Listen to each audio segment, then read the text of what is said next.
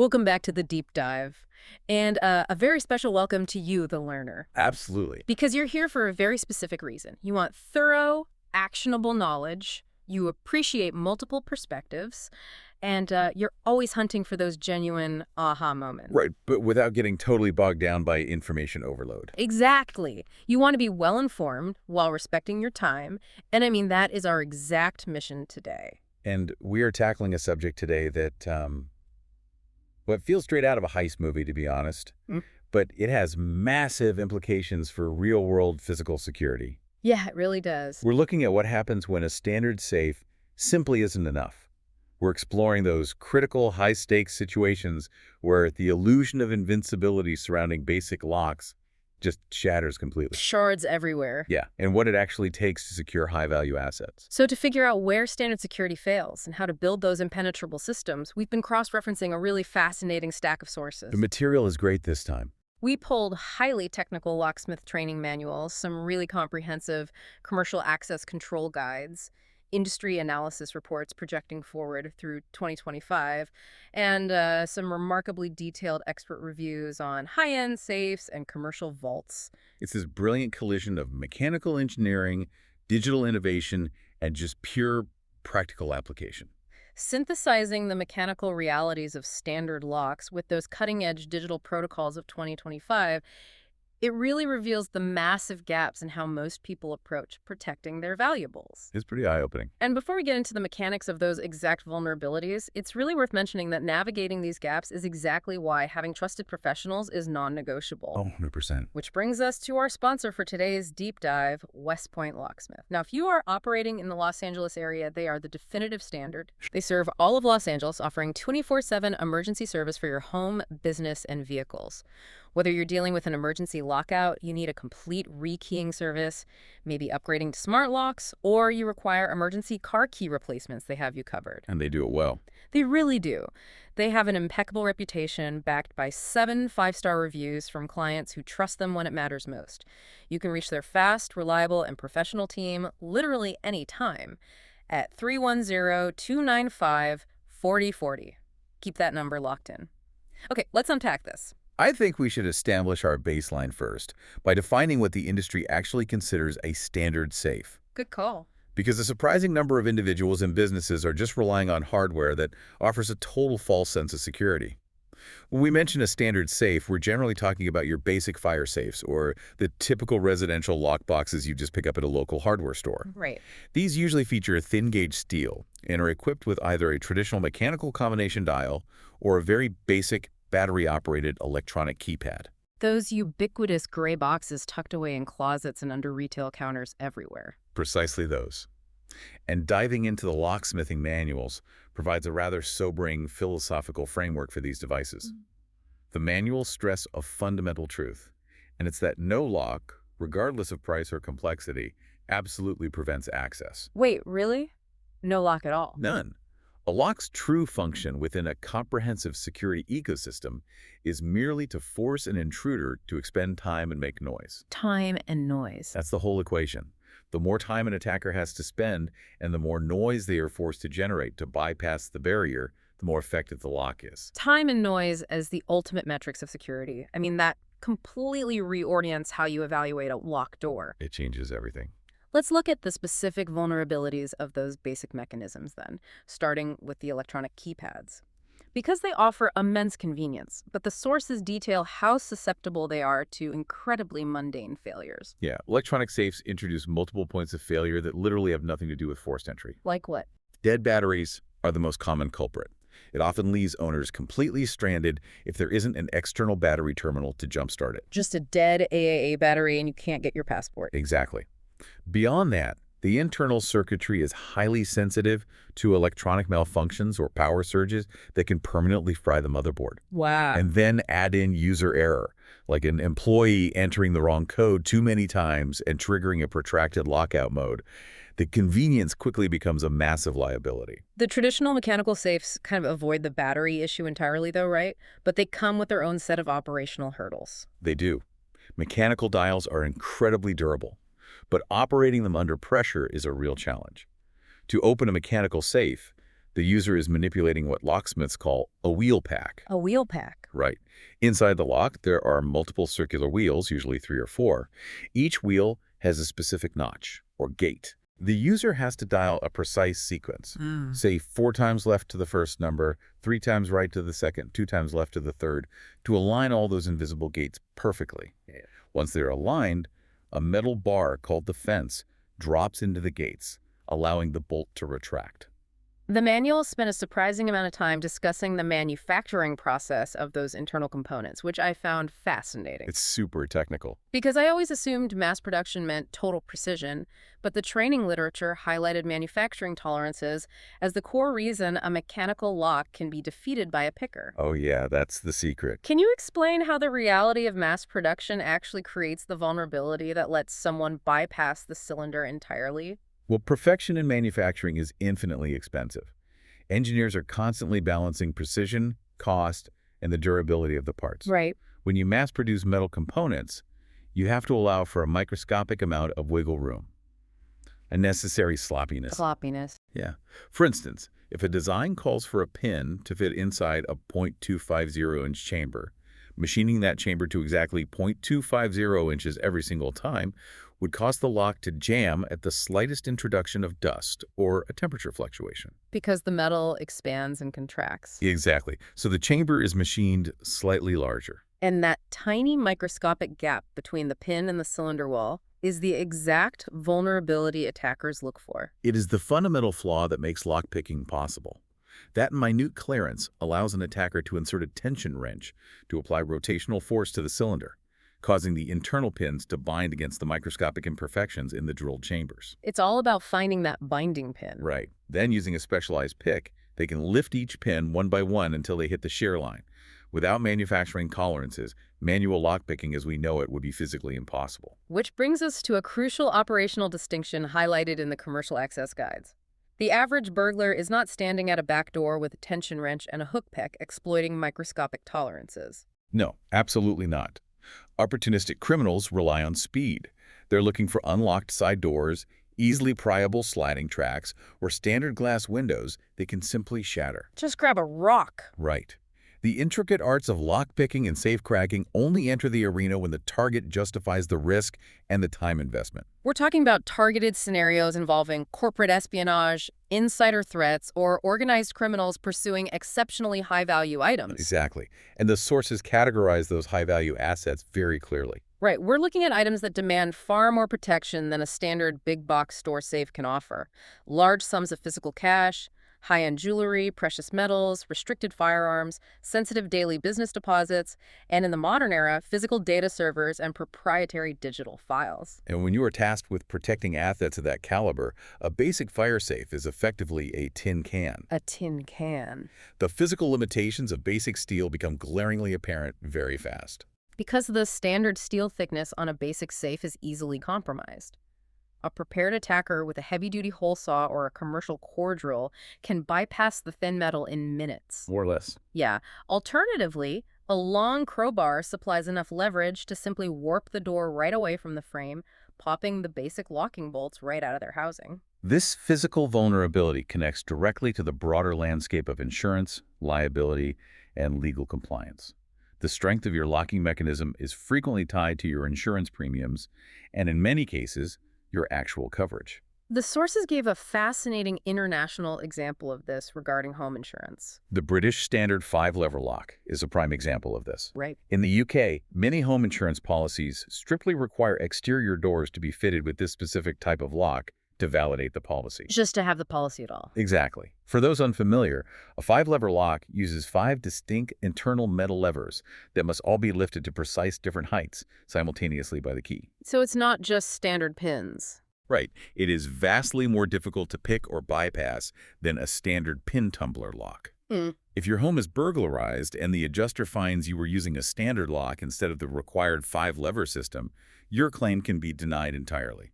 In the commercial and healthcare spaces, the compliance requirements are even more rigid. Oh, massively. If a medical facility is securing an archives room containing patient records, a standard mechanical lock fails the legal requirement outright. It does.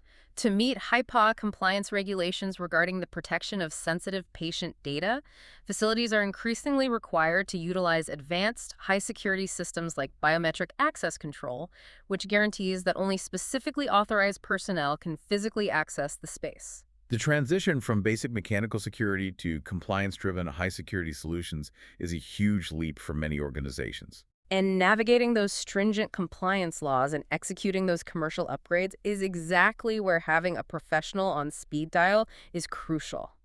West Point Locksmith specializes in assessing these vulnerabilities and integrating the necessary high security systems for Los Angeles businesses. They know the regulations inside and out. They really do. When standard security isn't enough, their 5-star team provides the sophisticated upgrades required to protect your assets and maintain compliance. You can reach them 247 at 30295-4040. So if we accept that the standard safe is inadequate for high-value storage, we need to examine the heavyweights of the physical security world. The big guns. The sources dive deep into the realm of heavy-duty protection, specifically analyzing TL15 and TL30 rated safes. For those unfamiliar with the industry terminology, that TL stands for tool resistant. And the numbers attached to that rating represent the exact amount of time the safe has been tested to withstand a vigorous, continuous assault. Underwriters Laboratories, or UL, puts these safes through brutal testing. Brutal is the word. A TL15 rating means the safe has successfully resisted a team of seasoned professionals using an arsenal of hand tools, picking tools, mechanical grinders, and high-speed carbide drills for a solid 15 minutes of tool-on-safe time. The distinction of tool-on-safe time is wild. It really is. The clock literally stops if the tester pauses to change a broken drill bit or grab a different sledgehammer. So a 15-minute rating equates to a much longer real-world attack scenario. To survive that level of punishment, the construction has to be monumental. One of the expert reviews analyzed the AMSCC BFX series of gun safes. The BFX series. We are looking at up to half an inch of solid, American-made steel plating.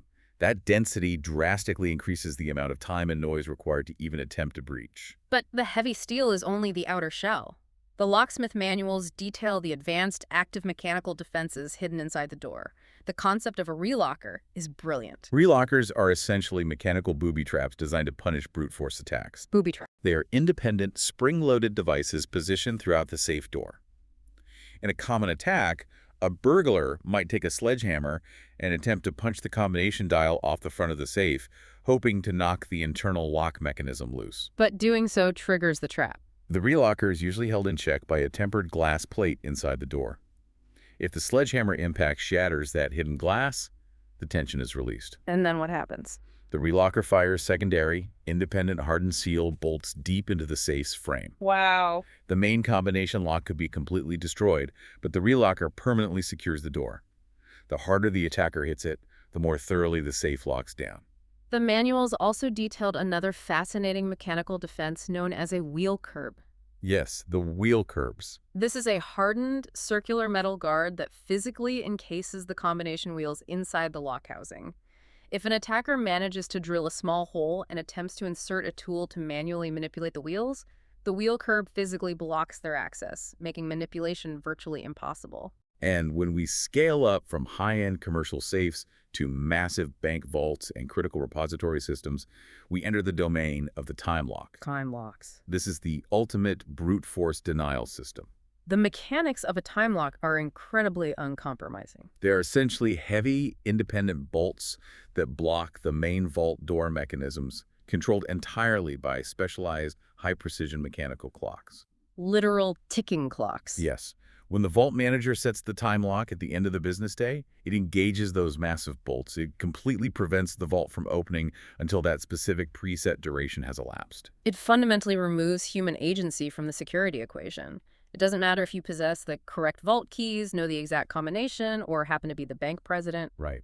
If the time lock is engaged until 8:00 a.m., that multi-ton door is effectively a solid wall until the clock runs out. Here's where it gets really interesting, because half an inch of solid steel and mechanical time locks only represent the physical side of modern security.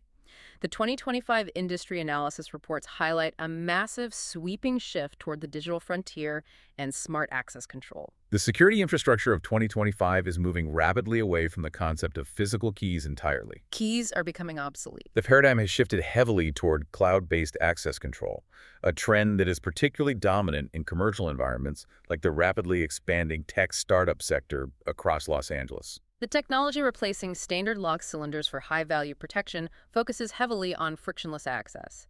The commercial guides dissect systems like Avigilon Alta's triple unlock technology. That specific system addresses the unreliability of older Bluetooth-only mobile access. The triple unlock protocol simultaneously utilizes a user's Bluetooth, local Wi-Fi, and cellular data signals to authenticate their mobile device as they approach a secure entryway. So no more standing at the door shaking your phone. Right. It ensures the signal connects instantaneously, regardless of network congestion. They even feature waves to unlock capabilities. A credentialed employee can literally just wave their hand near the physical reader by the door. The reader communicates securely with the smartphone securely resting in the employee's pocket, verifies the encrypted credential, and unlocks the door. It is an incredible fusion of high-end encryption and everyday convenience. However, for environments requiring the absolute highest tiers of security, such as physical data server rooms or law enforcement evidence, Locker's frictionless mobile access is insufficient. You need more than just a phone in a pocket. That tier requires biometrics. We're talking about advanced fingerprint scanners, 3D facial recognition algorithms, and high-throughput contactless biometric readers. The primary strategic advantage of biometric integration is the complete elimination of the physical credential. Right. You cannot lose your fingerprint on the subway, and a disgruntled employee cannot illegally duplicate their retina at a local hardware store. Furthermore, these digital locks operate within a highly integrated security ecosystem. The access systems communicate seamlessly with the facility's video surveillance cameras, environmental motion sensors, and advanced data analytics platforms. It creates a web of security. This generates a real-time, unalterable audit trail. Facility managers know exactly whose biometric profile opened a specific door, the exact second it occurred, and they have the synchronized video footage to verify it. If we connect this to the bigger picture, the true power of cloud-based access control isn't merely the efficiency of letting authorized personnel in. It is the unparalleled authority of keeping threats out. How so? Consider the vulnerability of a traditional mechanical master key system. If a facility manager loses the grandmaster key, the organization must expend a massive amount of capital to physically rekey every single door in the building to reestablish a secure perimeter. With a cloud-based digital infrastructure, that vulnerability is resolved in seconds. An administrator simply logs into a secure dashboard and instantly revokes the lost credentials' access privileges globally. It provides a level of granular, immediate control that physical metal keys can never achieve. But the reality of physical security is that even the most meticulously engineered systems, both mechanical and digital, can fail. Yeah, that's the scary part. The manuals paint a vivid picture of the ultimate lockout scenario. Perhaps a mechanical wheel pack fails and the combination is useless, or a severe power surge permanently disables a biometric reader with no manual override. Or, most dramatically, a botched late-night theft attempt shatters the internal glass plate, triggering the relockers and permanently jamming the heavy steel bolts. And then the owner is officially locked out of their own high-value assets. When a legitimate user is locked out of a high-security, TL-rated safe or a commercial vault, standard locksmithing techniques are totally useless. You can't just pick it. This requires the intervention of highly specialized, certified safe and vault technicians. Their approach to a lockout is profoundly methodical. They aren't arriving on site with a blowtorch and a crowbar. The primary mandate of a vault technician is to prioritize non-destructive entry methods. They deploy highly specialized tools to manipulate the complex internal mechanisms without damaging the safe's integrity. Right. One of the most fascinating diagnostic tools detailed in the training literature is the borescope. I love this part. The locksmithing industry actually adapted borescope technology directly from the medical field, specifically the ophthalmoscopes doctors use to examine eyes. It's incredible. Safe technicians utilize these incredibly thin, illuminated fiber optic cables to gain a visual on the internal components. Seeing inside the lock. By snaking a borescope through an existing tiny crevice, or by drilling one microscopic, highly precise hole, the technician can peer directly into the dark internal housing.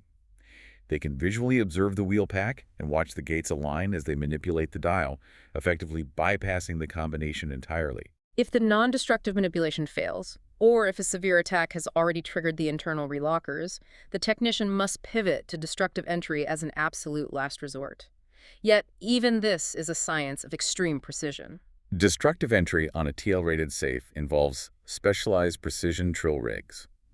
Technicians consult classified manufacturer schematics to map out the exact location of the internal locking bar or the relocker pins. They have to hit the exact spot. They must apply immense constant pressure using diamond-tipped or carbide drill bits designed to slowly grind through the safe's tungsten carbide hard plates. The goal is to drill a single, precisely calculated access point just large enough to manually punch the lock open, allowing the safe to be repaired and returned to service later. Once the immediate crisis of a lockout or a breach is resolved, the most crucial phase begins: upgrading after an incident. You have to learn from it. A failed lock or a compromised safe provides critical intelligence about an organization's security posture. The 2025 Commercial Trend Reports document exactly how organizations adapt to these breaches. If a standard physical lock is bypassed, we frequently see facilities upgrading to hybrid security environments. They might maintain a high-security mechanical master key cylinder as a fail-safe, but overlay the entire facility with digital mobile access readers and biometric checkpoints for daily operations. Or, if a standard fire safe is compromised during a burglary, the immediate migration is to a heavily armored TL-rated burglary safe with active relocking defenses. The underlying principle here is matching the security investment to the specific risk. The commercial guides emphasize that your security posture must be strictly proportionate to the value of the asset and its exposure to attack. It's about systemic logic. It makes zero financial or tactical sense to spend premium capital installing a high-end, pick-resistant Medeco cylinder, which utilizes angled pins that require a specially cut key to rotate on a front door if the ground floor windows right next to it are made of standard, easily breakable glass. An attacker will ignore the sophisticated Medeco lock entirely and simply throw a rock through the window. You have to secure the weakest link first. However, if an organization is storing restricted firearms, high-value precious metals, or critical proprietary server data, investing heavily in TL-rated steel vaults and advanced biometric access ecosystems is an absolute necessity. We have covered incredible ground today. We dismantled the illusion of the standard fire safe, exposing how manufacturing tolerances inevitably create vulnerabilities. I'll give it a lot. We scaled up to the formidable realm of heavy-duty protection, analyzing the half-inch steel, internal relockers, and mechanical time locks that define commercial vaults. And we mapped the digital frontier of 2025, detailing how frictionless mobile protocols and biometric authentication are eliminating the vulnerabilities of physical keys entirely. So, what does this all mean? It means that the fundamental definition of a safe has evolved. It is no longer sufficient to rely on a heavy metal box with a basic dial. True, effective security in the modern era demands a layered, highly proportionate approach. A layered approach. It requires integrating the undeniable physical denial of heavy steel with the granular, instantaneous intelligence of digital access control.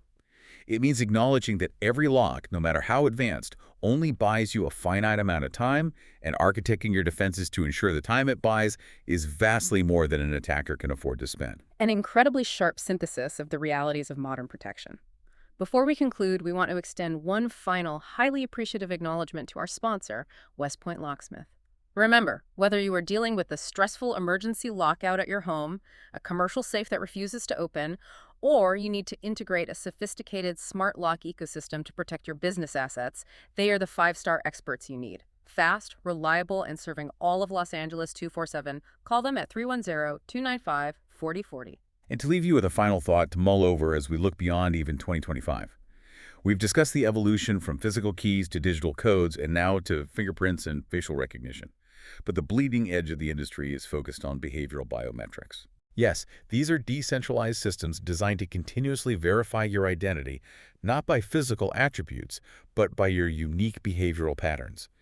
The specific rhythm and pressure of your typing, or through advanced gait analysis that authenticates the exact, unique biomechanics of how you walk down a hallway. That is wild. With the rapid development of smart environments capable of continuously and passively authenticating a user simply by how they move through physical space, will the isolated concept of a localized safe eventually disappear entirely? Will it be replaced by intelligent, secure environments that only permit interaction when they sense the highly specific, unique physical presence of their owner? It is a fascinating trajectory to consider. Until next time, keep diving deep.